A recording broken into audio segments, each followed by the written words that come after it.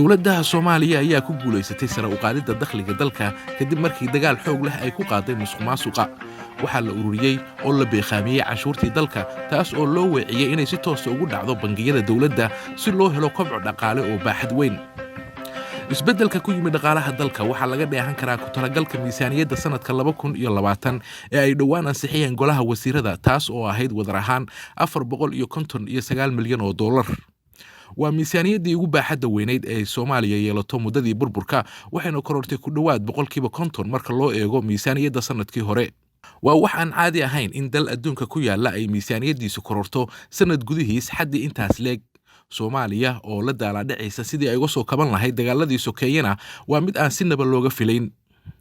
dhinaca kale madaxweyne Maxamed Cabdullaahi Farmaajo ayaa dhowaan saxiixay sharciga maamulka dakhliga oo qayb ka ah dhamaystirka hanaanka maamul wanaagga iyo hufnaanta maaliyadeed ee dalka.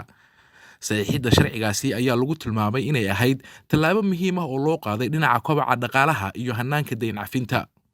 madaxweynaha oo ka hadlayay munaasabadda saxiixa ayaa sheegay in sharcigani uu yahay mid la jaan qaadaya nidaamka casriga ah ee dakhli ururinta. sharcigani wuxuu ku saabsan yahay maamulka dakhliga waana sharci la jaan qaadaya nidaamka casriga ah ee ururinta dakhliga. waxyaabaha uu ka hadlayo waxaa ugu muhiimsan bixinta canshuuraha iyo sidii loola macaamili lahaa canshuur bixiyaha. wuxuu kaloo caddeynayaa ama xaqiijinayaa xuquuqda canshuur qaadaha iyo canshuur bixiyaha iyo arrimaha la xiriira farsamooyinka lagu qaaday canshuuraha.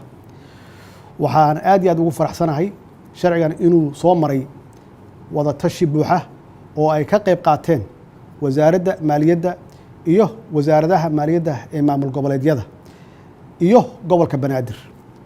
dowladda waxaa ka go'an kor u qaadista iyo kobcinta dakhliga dalka si loo fuliyo adeegyada bulshada ay dadku u baahan yihiin ay ugu horeeyaan waxbarashada iyo caafimaadka iyo dib u dhiska dalka.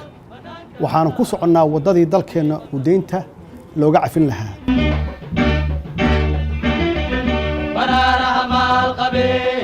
lacagta bangiyada u taal banaankana qaaru jiro haddii basar loogu huro iyagoo kala baqay wax soo saar loo bandhigo warshada badan ay dhisaan barbaar hawsha u jajaban dhulima baadho taqaan daryada barku gacan qabta dhaqaalu beri horu ogow buuxsaminaayo kamaan way subahayn iyagoo kala baqay wax soo saar loo bandhigo warshada badan ay dhisaan. tani waxa ay markhaati cad u tahay sida dowladda uu hogaamiyo madaxweyne Farmaajo dadaalka badan ugu bixisay hanaanka maaliyadeed ee dalka iyo sida dhaqaalaha soo xirooda u noqon lahaa mid ku dhaca gacanta dowladda oo dib loogu celinayo kadibna dadka. ciidanka xoogga dalka Soomaaliya oo dib-u-dhiskiisu dowladda u yahay muhiimadda koowaad ayaa loo kordhiyey mushaharkii 100% iyadoo askarigii mushahar ahaan u qaadan doono $200. waana guul iyo horumar aad u weyn oo dalka u soo hoyatay. waa maalin weyn marka waxaan u mahad celinayaa horta wasaaradda maaliyadda oo soo dhamaystirtay miisaaniyaddii 2020 kuna soo dhamaystirtay waqtigii loogu talagalay.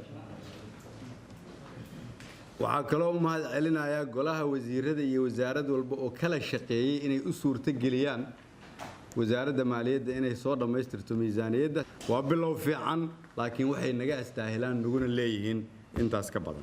muddo dheer dowladihii soo maray Soomaaliya waxaa lagu dhaliili jiray inaysan ciidanka siinin mushaharo iyo saad ku filan, balse dowladda uu hogaamiyo madaxweyne Farmaajo waxay u qoondaysay ciidanka mushahar saanad iyo sahay ku filan taas oo u saamixi doonta inay ka adkaadaan argagixisada iyo inay ugu dambeynta sugaan jiritaanka iyo midnimada dhuleed ee Soomaaliya. shaki kuma jiro inay Soomaaliya horey u socotay walow caqabaduhu badan yihiin, haddana waxaa looga gudbi karaa iskaashi shacab iyo mid dowladeed si loo gaaro guusha iyo halka dalkeennu uu mudan yahay.